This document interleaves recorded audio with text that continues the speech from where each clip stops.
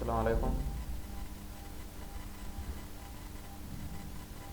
अॼु जेका असांजी टॉपिक्स आहे जेके असां शयूं सिखंदासीं, लेक्चर नंबर 1 आहे। पहिरियों लेक्चर आहे असांजी जेका टॉपिक्स आहिनि, how to write program, how to save program and how to compile explain the compilation and execution process. ये जेके 4 शयूं असां इंशाल्लाह हिन लेक्चर के अंदर डिस्कस कंदासीं। हिन लेक्चर खे कवर करण जे लाइ तव्हांखे सभ खां पहिरियां तव्हांजे सिस्टम ते जावा इंस्टॉल हुजे। असां अॼु जावा जो पहिरियों प्रोग्राम लिखंदासीं। जावा जो पहिरियों प्रोग्राम लिखण जे लाइ तव्हांखे नोटपैड ओपन करणी पवंदी। नोटपैड ओपन करण खां बाद में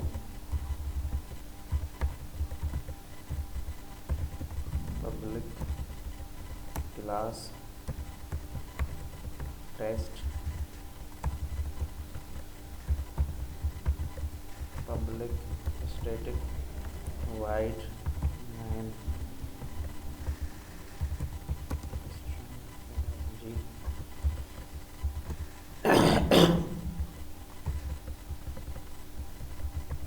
system dot out dot println।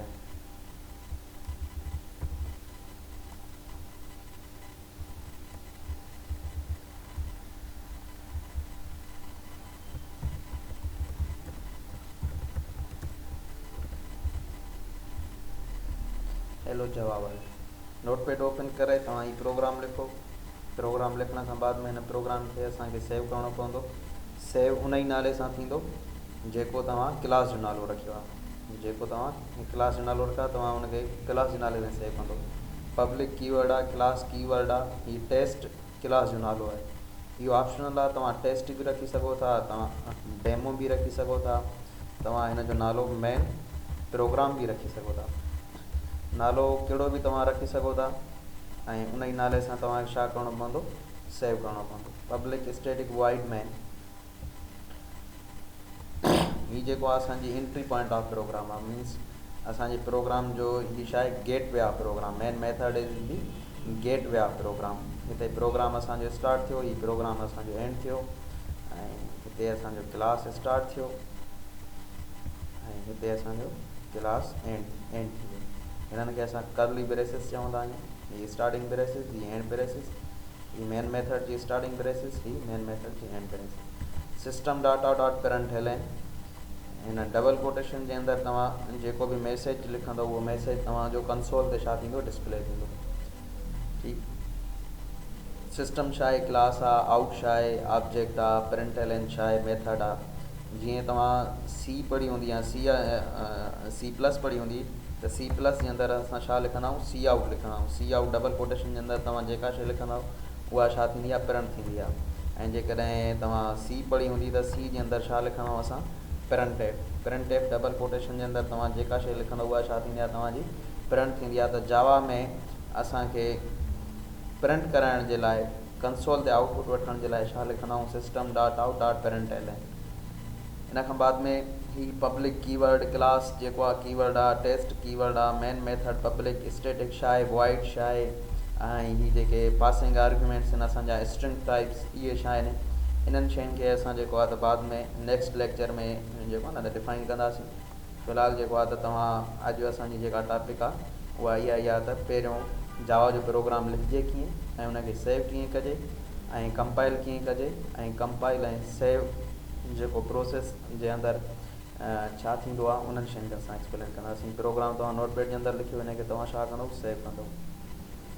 सेव करण जो तरीक़ेकार छा आहे, तव्हांखे पंहिंजो जेको आहे त कंप्यूटर, माए कंप्यूटर में अचिणो पवंदो। माए कंप्यूटर खां बाद में तव्हांखे सी में अचिणो पवंदो ऐं पोइ त तव्हां वटि जेका जावा आहे उहा इंस्टॉल हूंदी।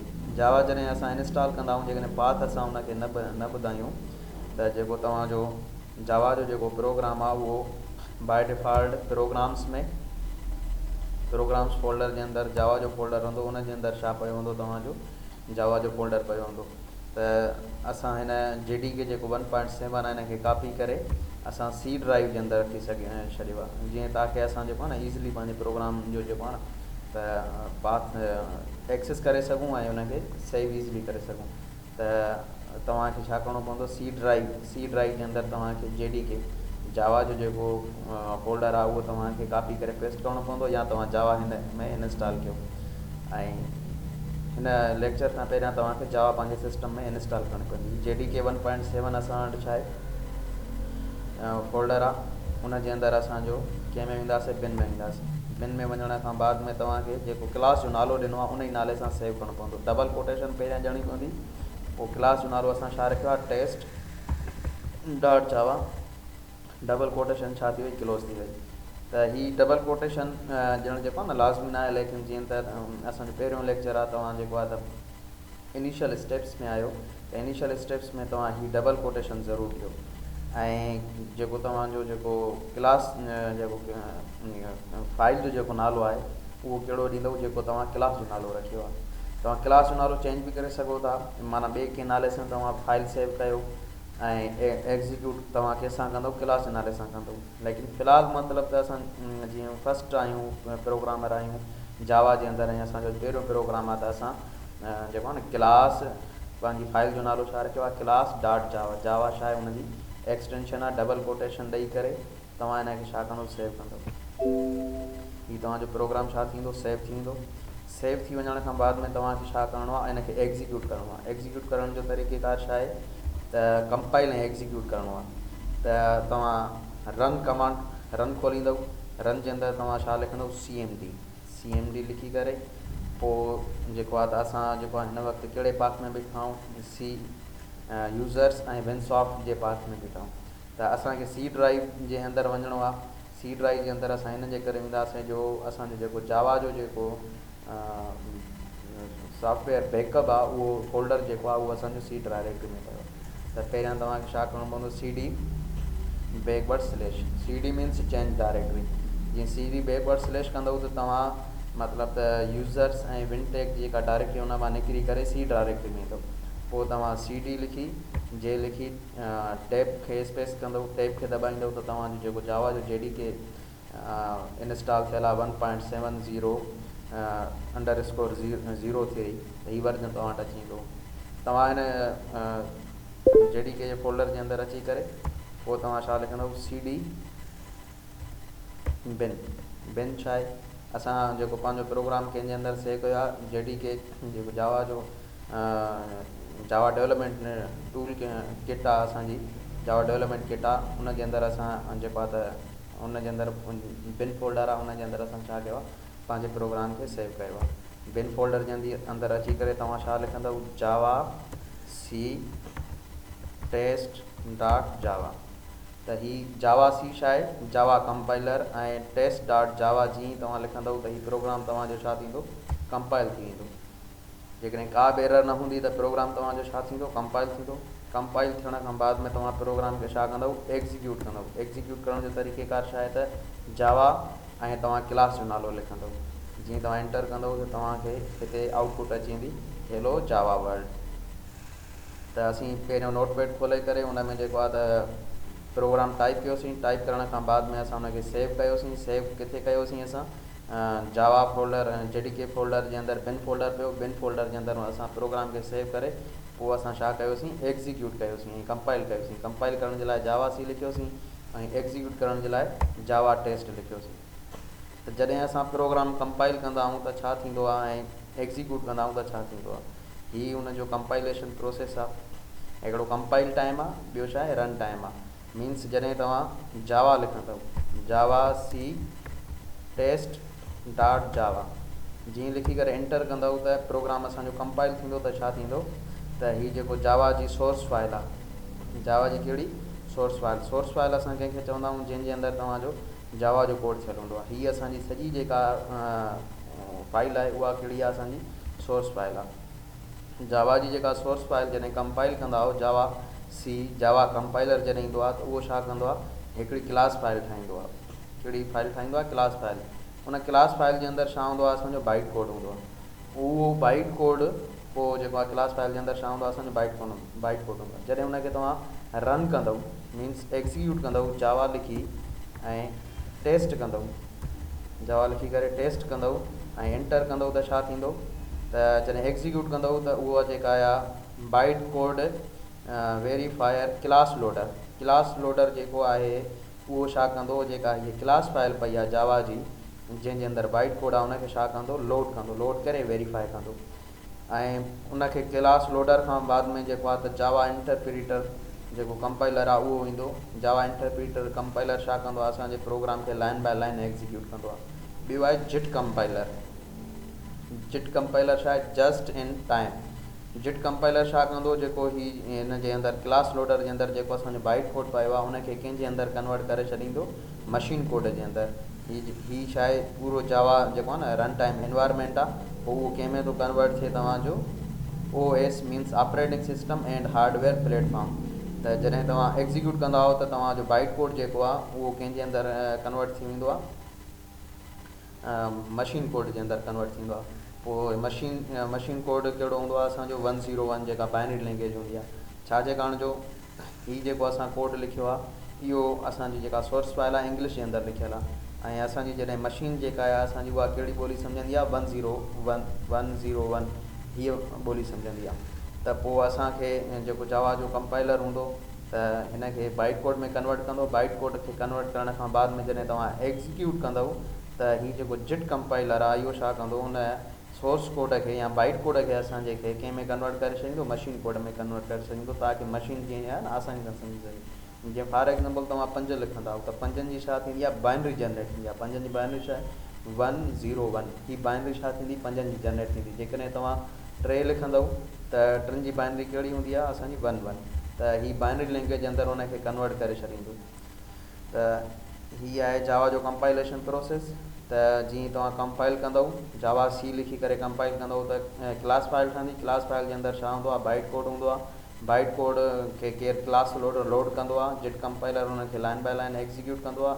उहो जावा इंटरप्रीटर उनखे लाइन बाय लाइन एग्जीक्यूट कंदो, ऐं जिट कंपाइलर छा कंदो, उहो बाइट कोड खे मशीन कोड जे अंदरि छा करे छॾींदो, कन्वर्ट करे छॾींदो। इन जे करे जावा छा आहे, असांजी प्लेटफॉर्म इंडिपेंडेंट आहे। प्लेटफॉर्म इंडिपेंडेंट जो मक़सदु आहे त जावा जो प्रोग्राम तव्हां कहिड़े बि ऑपरेटिंग सिस्टम ते छा था करे सघो, रन करे सघो था। ऐं जॾहिं त जेको सी आहे, C++ आहे, या .NET फ्रेमवर्क्स जे अंदरि जेके टेक्नोलॉजीज़ अचनि थियूं, C#, F#, ऐं उनखां अलावा ASP.NET टेक्नोलॉजी आहे, VB.NET टेक्नोलॉजी आहे। इहे जेके प्रोग्रामिंग्स आहिनि त इहे जेके टेक्नोलॉजीज़ आहिनि इहे जस्ट ऑपरेटिंग सिस्टम जेको आहे न, विंडोज़ माइक्रोसॉफ्ट वारनि जो ऑपरेटिंग सिस्टम हुजे त उन जे अंदरि एग्जीक्यूट थी सघनि था उन्हनि जा प्रोग्राम।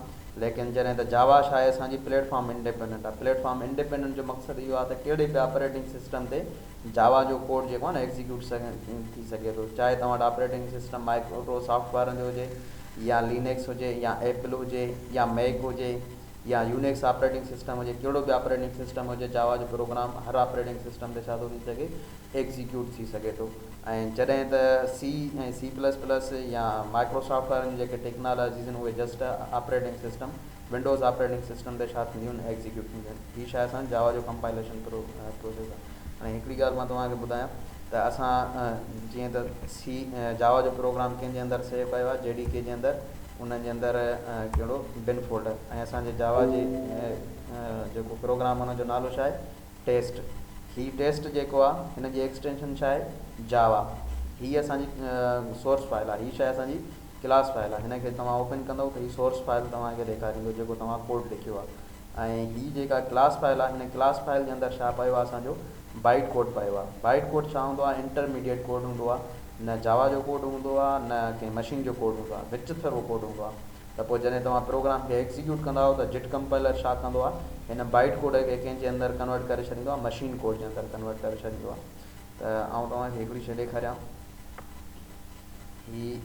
ही जेको आहे असांजी टेस्ट फाइल,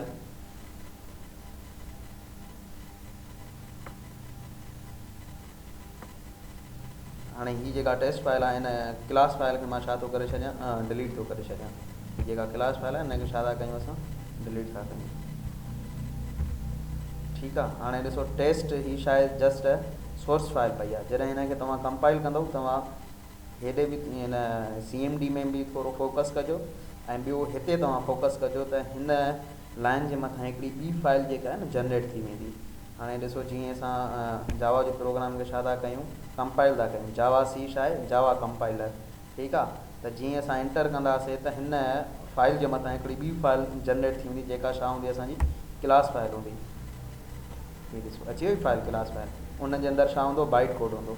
उहो बाइट कोड छा कंदो, हीअ जेको क्लास लोडर आहे हुनखे लोड करे ऐं JIT compiler line by line execute कंदो, Java interpreter line by line execute कंदो ऐं जिट कंपाइलर छा कंदो उनखे मशीन कोड जे अंदरि छा करे छॾींदो कन्वर्ट करे छॾींदो। त हीअ ॾिसो असांजो प्रोग्राम जी जेका आहे न त क्लास फाइल जेका आहे न ठही वई। ऐं ॿियो प्लस में त असां जावा जो प्रोग्राम बिन जे अंदरि छाजे कारण सेव कंदा आहियूं, छाजे कारण जो जेको जावा जो कंपाइलर आहे जावा सी कंपाइलर उहो कंहिंजे अंदरि पियो आहे तव्हांजो बिन फोल्डर जे अंदरि पियो आहे। तॾहिं असांखे जावा जो जेको आहे न त प्रोग्राम हमेशह जेके आहिनि त बिन फोल्डर जे अंदरि छा करणा पवंदा आहिनि सेव करणा पवंदा आहिनि। जेकॾहिं हिन जावा सी कंपाइलर जो तव्हां पाथ सेट करे छॾियो, क्लास पाथ सेट थींदो आहे त पोइ तव्हां जावा जो प्रोग्राम सी ड्राइव में रखो या तव्हां डी ड्राइव में रखो या एफ ड्राइव में रखो, कहिड़ी बि ड्राइव में रखंदो उतां छा थींदो एग्जीक्यूट थींदो। त असां क्लास पाथ कीअं सेट थींदो आहे उहो असां जेको आहे न इनशाला तव्हांखे बाद में सेखारींदासीं। फ़िलहालु असांजो फस्ट लेक्चर आहे, फस्ट लेक्चर जो जेको आहे जेके मेन टारगेट्स आहिनि उहे असांजा इहे आहिनि त जावा जो पहिरियों प्रोग्राम कीअं लिखिजे ऐं उनखे सेव कीअं कजे ऐं उनखे कंपाइल कीअं कजे ऐं बाद में जेको आहे लास्ट में जेको आहे त explain the compilation and execution process. जीअं जॾहिं असां कंपाइल कंदासीं त छा पियो थिए ऐं एग्जीक्यूट कयूं था त छा पियो थिए। ऐं तव्हांजी जेका असाइनमेंट आहे उहा हिन लेक्चर जे अंदरि जीअं तव्हांखे छा करिणो आहे पंहिंजो आई डी कार्ड छा करे अचिणो आहे प्रिंट करे अचिणो आहे। आई डी कार्ड जो मक़सदु इहो आहे त तव्हां पंहिंजो नेम प्रिंट कयो ऐं फादर नेम प्रिंट कयो, नेम फॉर एग्ज़ाम्पल अली आहे, फादर नेम खान आहे, ठीकु आहे, ऐं कास्ट जेका आहे जेका बि आहे तव्हांजी बलोच आहे, ठीकु आहे, ऐं यूनिवर्सिटी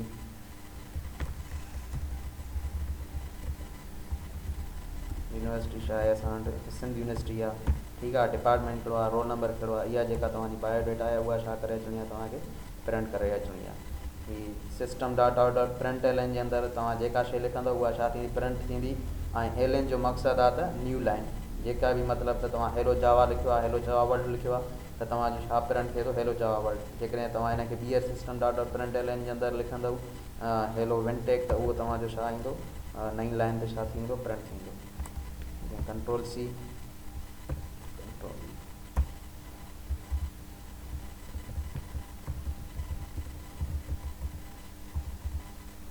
विनटेक जाम शुरू असां हिन जे अंदरि छा लिखियो आहे विनटेक जाम शुरू त जॾहिं बि तव्हां मतिलबु त प्रोग्राम जे अंदरि का बि चेंजिंग आणींदव त तव्हांखे छा करिणो पवंदो प्रोग्राम सेव करिणो पवंदो।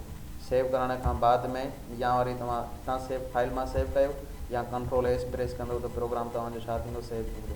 उन खां बाद में ॿीहर तव्हांखे प्रोग्राम खे छा करिणो पवंदो कंपाइल करिणो पवंदो। Javac test dot Java compile कयो उन खां बाद में एग्जीक्यूट कंदव त हीअ ॾिसो तव्हां वटि छा अची वियो हेलो जावा वर्ल्ड ऐं प्लस में जेको आहे त विनटेक जाम शुरू हीअ तव्हांजी आउटपुट अची वई। अहिड़े तरीक़े सां तव्हांखे छा करिणो आहे पंहिंजो आई डी कार्ड ठाहिणो आहे जंहिंजे अंदरि नेम फादर नेम कास्ट ऐं यूनिवर्सिटी डिपार्टमेंट रोल नंबर इहे सभु शयूं अची वञनि। त इनशाला असां नेक्स्ट लेक्चर जे अंदरि वरी गॾु आहियूं। ख़ुदा हाफ़िज़।